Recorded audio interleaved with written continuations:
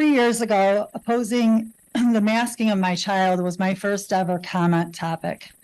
Proven now in the courts that the mandate was never a law, it was unconstitutional to enforce because it was, because unelected departments only issued it as a recommendation. Soon to follow came concerns of promoting dangerous vaccines, CRT, DEI, BLM, SEL, the data collection of one-to-one computers, celebrating Pride Week to months, invasive surveys, sexually explicit materials in classrooms and school libraries, the ever-expanding sex education curriculum, state-trained counselors encouraging secrets from parents for safety, of course. I've stated that there was an agenda from the beginning and that money with strings attached is what blocks this board from having any control over keeping our children safe, mentally stable, and properly educated.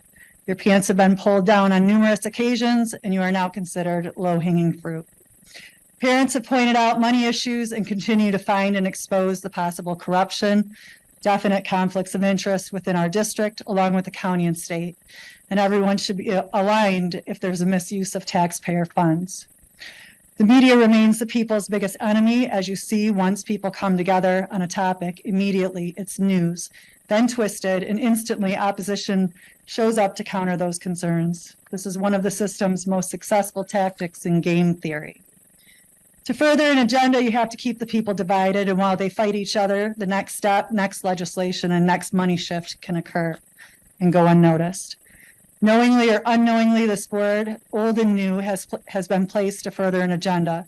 Self-preservation will keep them in place, along with clout and inflated egos. If my statement was false, many of the board would be scrambling to make changes that would protect all children. An example, my proposal to opt in instead of parents having to opt out of each book, whereas questionable sexually explicit books would be placed where all children did not have access. The proposal was never placed on the agenda, never read by the board, and never voted on.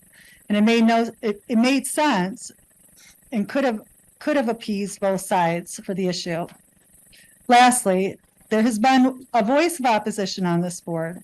Nice words from time to time, petting the ears of the community outside of these meetings, but not using the tools as a board member to properly get resolutions on the agenda for discussion or votes. We see instead a game of footsie with other members while seeking a leader position to a movement that was not his to begin with. In the political world, we have a name for such a person.